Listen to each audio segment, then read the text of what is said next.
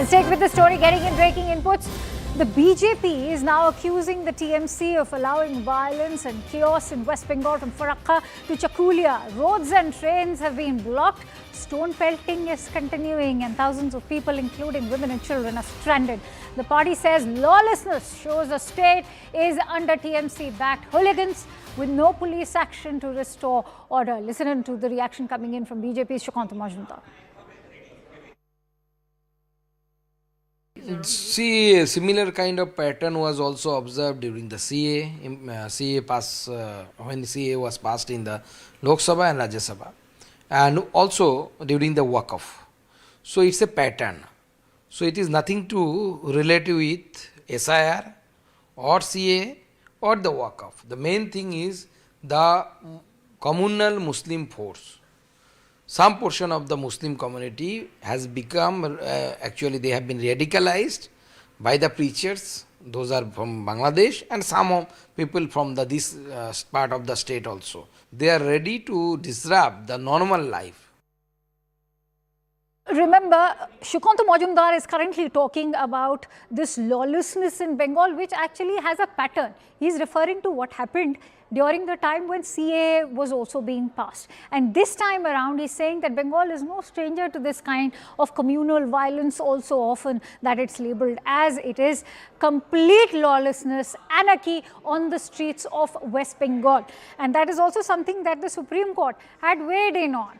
But remember, blocking a key arterial highway like the NH12, blocking a railway station, this is bound to have impact not just on the commoners of Bengal, but also on the kind of, say, transportation that's taking place, the kind of trade that's taking place. Let's quickly go across to Kamalika Sengupta, who's bringing us those breaking inputs right now. Kamalika, interestingly, Shukanto Majumdar is saying that there's a pattern to this kind of lawlessness which one is witnessing in Bengal today. What has been the impact so far now that a key arterial highway like NH12 has also been blocked? See, this is something which is really very painful, and this has happened, though it is the reason for today's Rasta Roko is because of some migrant labor died in other states like Jharkhand, Bihar, and from he was beaten to death there, who hails from Beldanga. And today from morning his dead body was brought into the national highway, and then continuous protests were going on. Now this thing happened today. Yesterday it was Chakulia, which happened due to when the BDO office was vandalized, and day before yesterday it was Farakka, which was also because of SIR. The point is, if it's SIR or if it is for any other reason, why will a highway get blocked for more than 4 hours? And there the role of the administration definitely is questionable. Not only that, Akanksha, let me update you. One journalist of a media house, she has been brutally attacked today, and she is now hospitalized in Murshidabad. Her name is Shoma Maiti. She hails from Z24 Ghanta, the regional channel out here, and she was also severely attacked today. What will a journalist do if something like this happens? That journalist will go to cover that. But she was also attacked today. Now that is, you may ask justice, you should ask justice from the administration or whatever.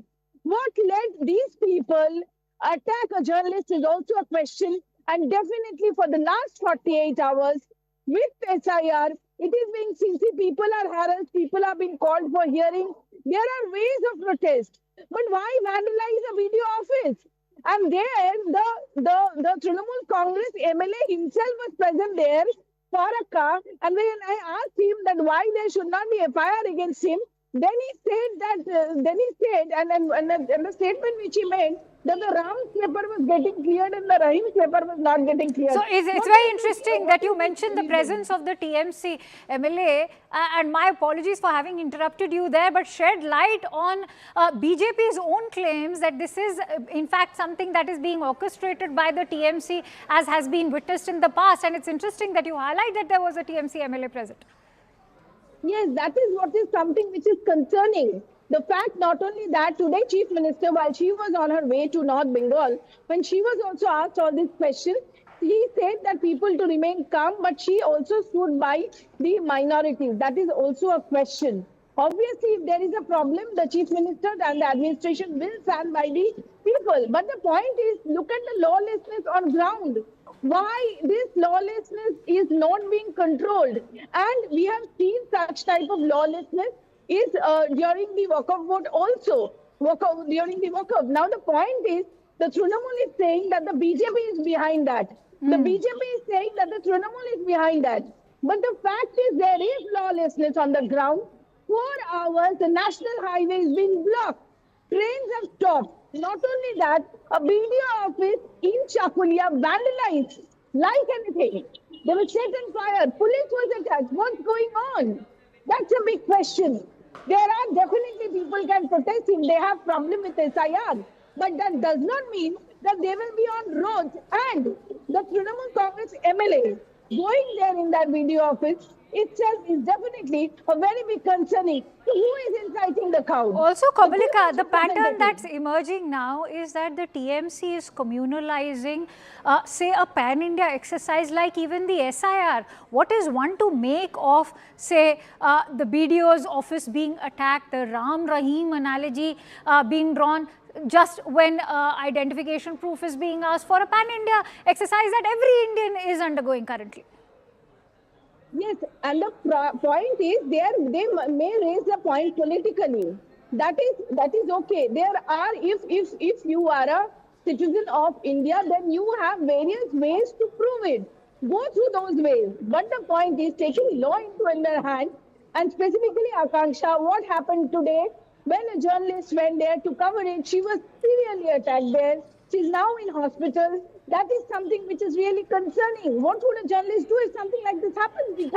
And on that note, very interesting you highlight that. So you're looking at central agencies like the Enforcement Directorate being sort of barged into when they are conducting raids. You're looking at calls for dharna outside the High Court when the hearing is going to take place, and now you're talking about a female journalist being attacked. What is the TMC trying to achieve over here? That is which is very concerning. The people who were involved today in beating up the journalists, they were those people who were protesting. But the point is, now she went there for her work, as everyone of us goes. Then who are the people and why they are targeting? If they have something, see, it is very sad that a lot of people's name might get deleted. If they are citizen of India, there are a lot of provisions to which they can add their name. Even after the 14th, if the final draft roll comes out in 14th, and if you want to add your name, then there are rules. Form 6 is there. You can go and add and show that you are a valid voter. But this thing which is going on ground, this democracy, there is definitely the people whose name unnecessary will be deleted. Definitely that should be taken into consideration. All right. But there is way. That does not mean that everybody will take it out on the road. That is a question.